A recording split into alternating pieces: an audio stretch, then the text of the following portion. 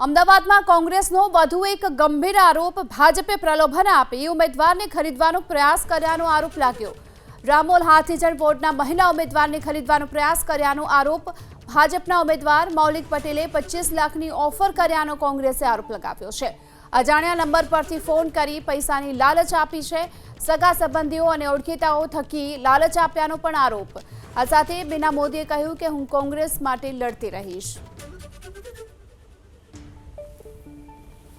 હું 48 રામોલ હાથીજણ વોર્ડ કોંગ્રેસ સમિતિમાંથી ઉમેદવાર છું। મેં જ્યારથી પણ ઉમેદવારી ફોર્મ ભર્યું છે ત્યારથી મને એક અજાણ્યા નંબર પરથી ફોન આવે છે। મેં તપાસ કરી તો મને જાણ થઈ કે આ નંબર મૌલિક પટેલ નામના વ્યક્તિનો છે, જે મને પૈસાની લાલચ આપીને બેસાડવા માંગે છે કે ભાઈ તમે ફોર્મ પાછું ખેંચો। મારા સગા સંબંધીઓ, મારા જે ઓળખીતા છે એના દ્વારા મને લાલચ આપવામાં આવે છે। આ જ વિડીયો દ્વારા હું એક વાત જાહેર કરવા માંગુ છું, મહેરબાની કરીને મને કોઈ પૈસાની લાલચ આપશો નહીં।